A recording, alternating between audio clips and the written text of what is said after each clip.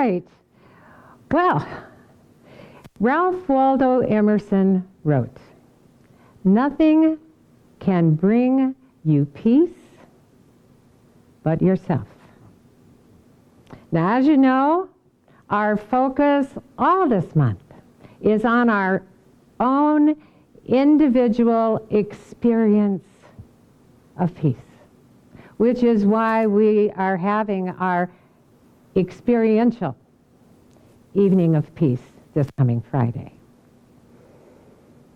We're focusing on the experience of peace at this time, not only in recognition of the United Nations Day of Peace on the 21st,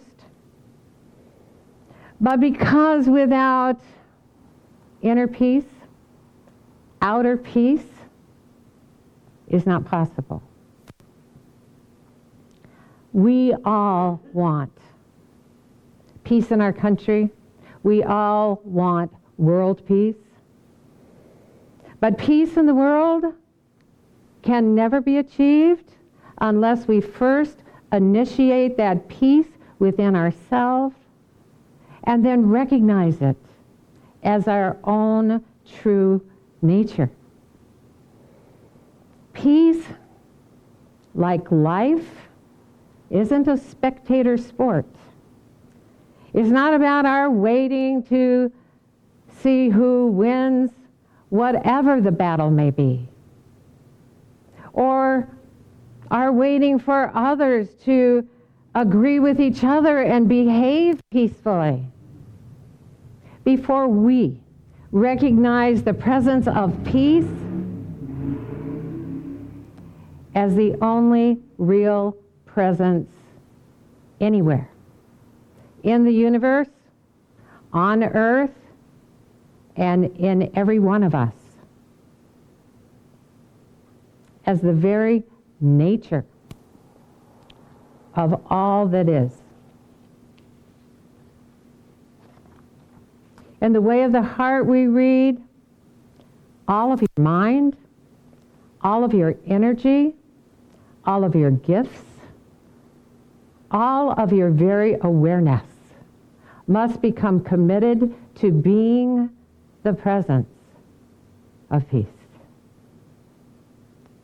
World peace requires all of us to intentionally participate because we are the world. If the spirit of peace were to take a survey and knock on our door, would it find us participating with our energy, with our gifts, with our mind, with our awareness? There's no possibility for peace, no matter how much we want it in the outer world, when our individual and collective inner world isn't peaceful.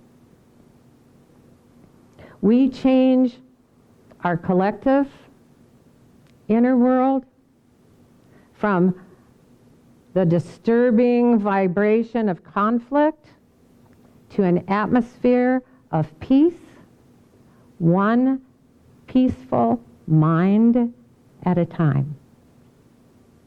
Your mind, my mind, our minds matter. Eckhart Tolle wrote, "The peace you want is already in you. You just can't feel it because the mind is making too much noise." When our mind is quiet, of all the reasons we believe we have for not being peaceful, or when we're willing to look beyond those reasons to an inner peace beyond the chatter of the noisy thoughts and opinions and beliefs about what peace should look like, we find that there is a peace there within us, a peace within our being that is our being. Peace is always available to us because peace just is. We don't have to create peace. It's always present, like the air we breathe. But like the air we breathe, it is up to us to make a pathway for peace to flow through us. When we make a path for it, when we make a way for it, when we're willing to look for it, not in the conditions of our life or in the world, but as the nature of life itself, we become peacemakers because we're willing to make peace with ourselves. And that makes a path for peace to flow through us and into the world around us. If we're willing to turn away from all that disturbs that peace, which is to say the noise in our own mind, we naturally align with the true nature of who we are, which is peace. Eckhart Tolle wrote, "You find peace not by rearranging the circumstances of your life, but by realizing who you are at the deepest level." No matter what the situation may be in our life, no matter what the conversation we're having may be about, whether we're having it with one person or a group or having it with ourselves. If we feel disturbed and unpeaceful while that conversation is taking place, we need to pause and ask ourselves if we want to join in perpetuating a disturbed and unpeaceful world, or if we want to join in being a solution that makes peace possible. Everything we do matters. Everything. Everything we say matters. Everything. How we feel matters. How we are in our mind matters. Our energy, peaceful or disturbed, is broadcast to everyone, everywhere, because we are spiritually and vibrationally one with everyone, whether we want to be or not. Whether we want our energy to disturb anyone but ourselves, our energy affects others. And not just those around us, though it does affect those around us. When we tisk, tisk, tisk, shake our fingers and point our fingers for any reason, or when we rage against anyone or anything, no matter how right we feel about our outrage, we add fuel to the fires of conflict wherever conflict is occurring. We don't get to choose where our personal, unpeaceful energy is being received or welcomed. Our disturbed energy might add to the disturbed energy of someone in the house next door or halfway around the world. It's been said, touch the web of life anywhere, and you've touched it everywhere. We don't have to send good vibes or bad vibes. They just go. That's what vibes do.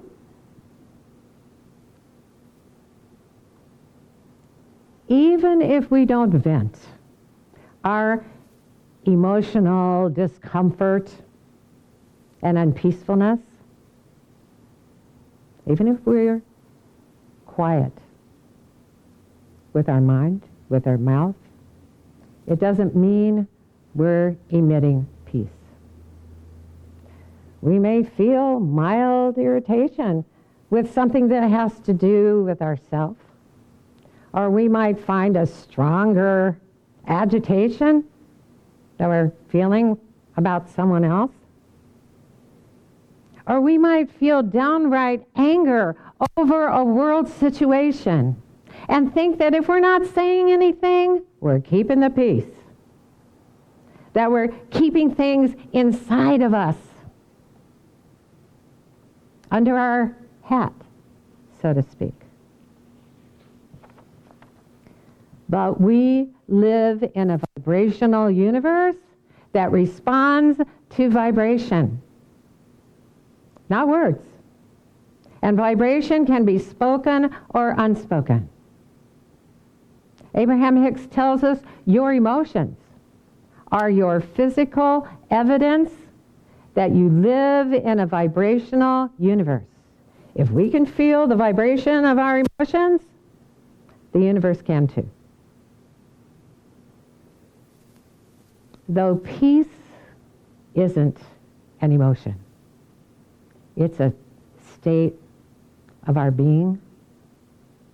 When we feel good, calm, emotionally, we emit good vibes.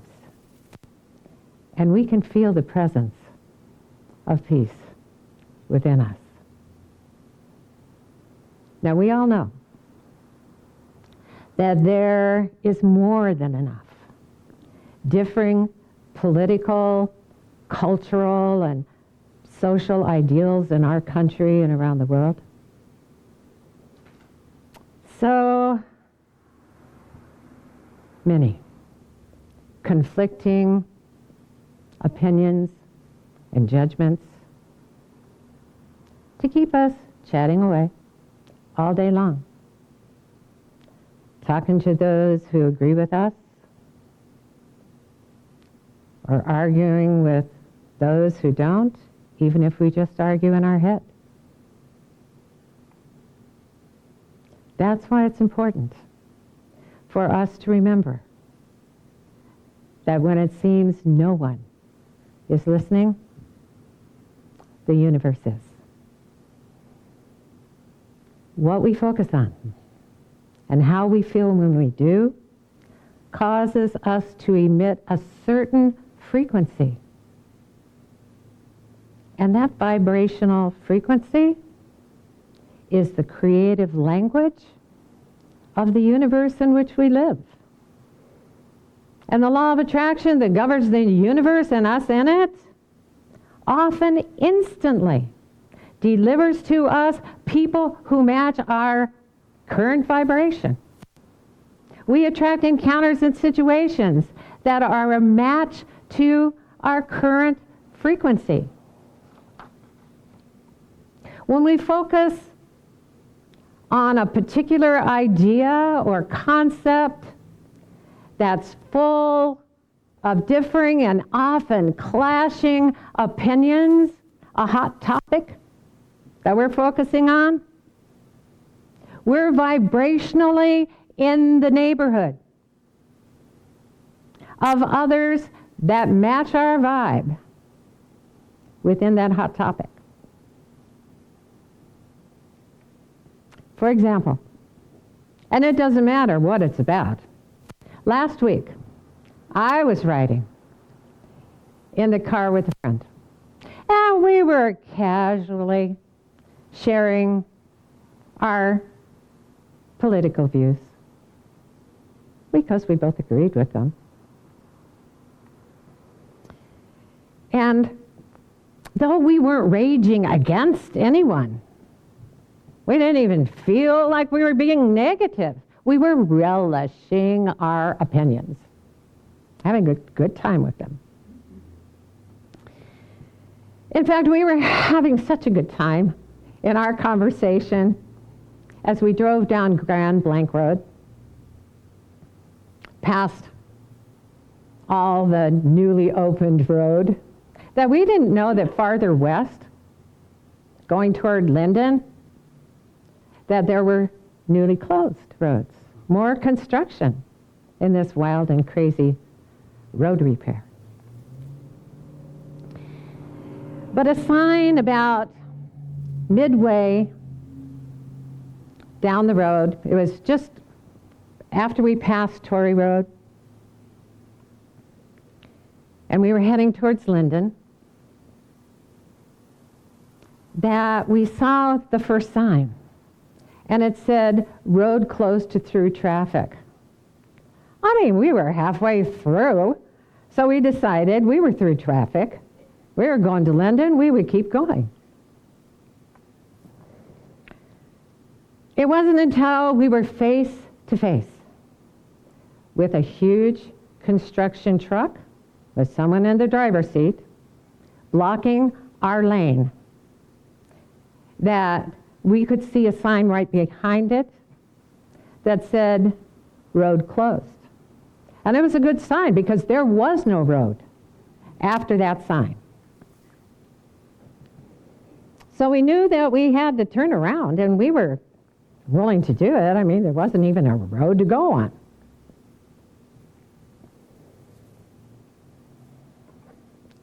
And so we did, happily.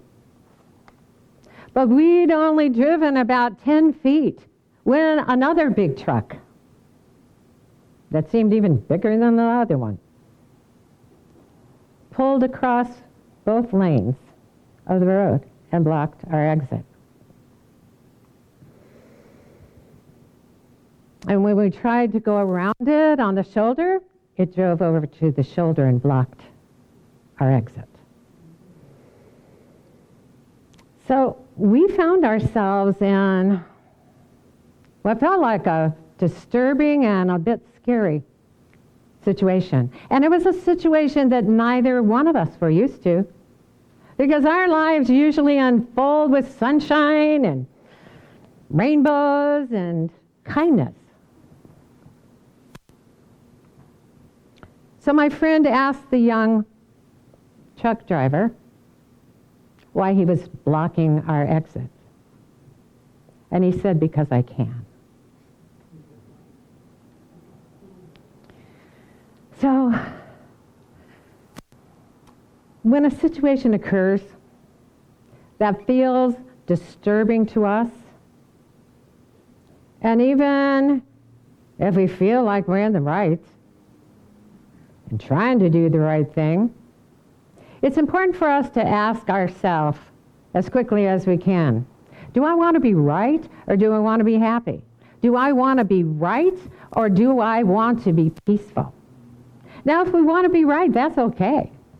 That's fine. But it's important for us to remind ourselves that when there's a conflict, someone else wants to be right too.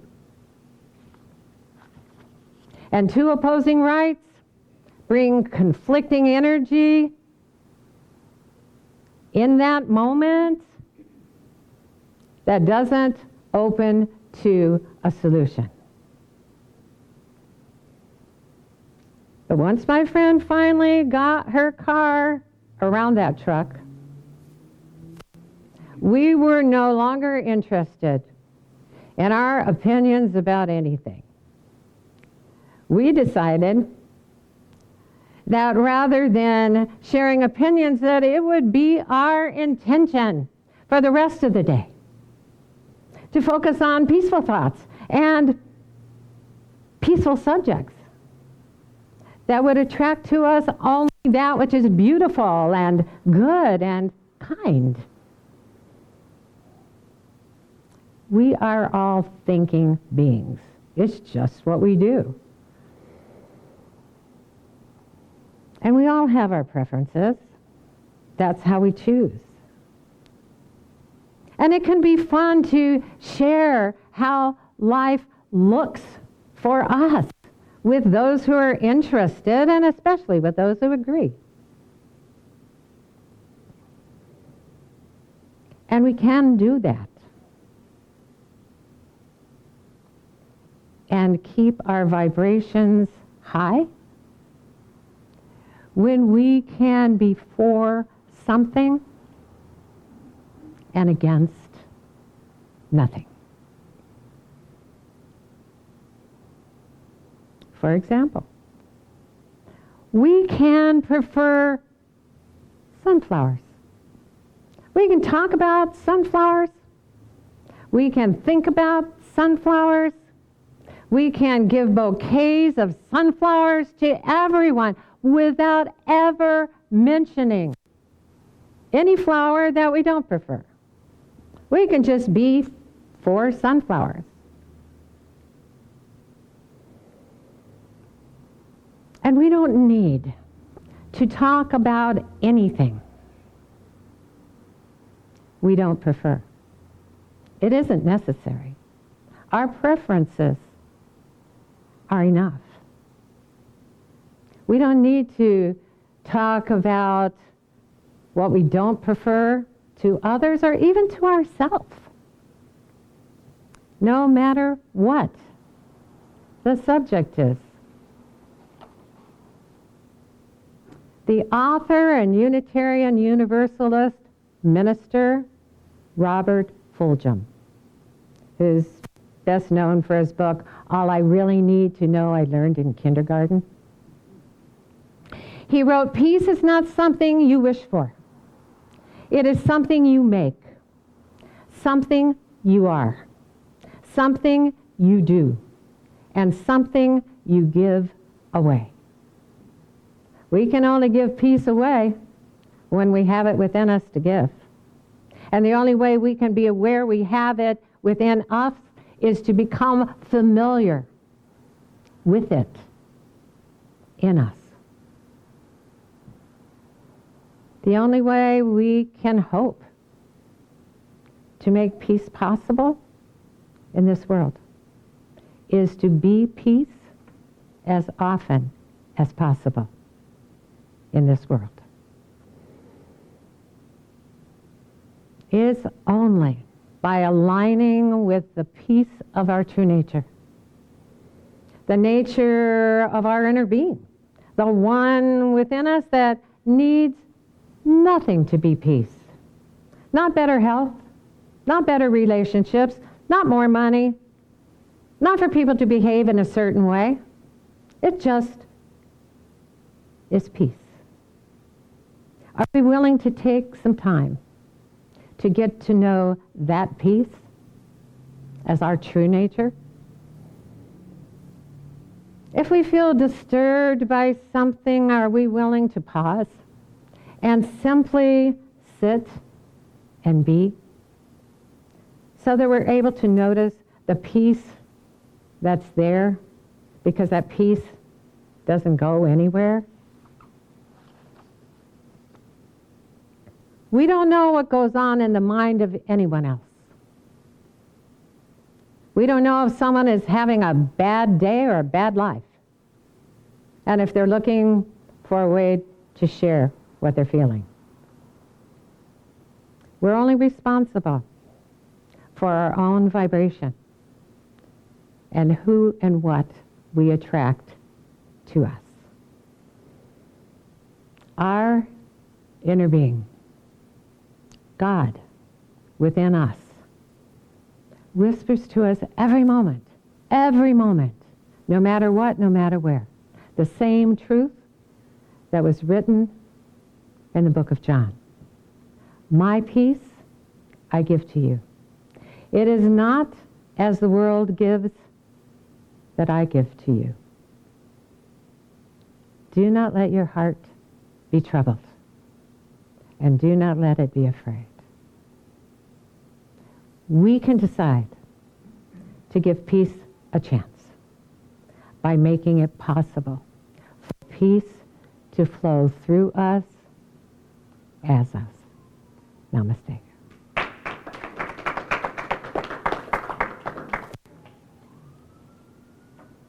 All right. Well, that was fun. It's like going to the priest and confessing. All right. Well, we're just going to wait a minute for all of this excitement to move past us. Woohoo! All right.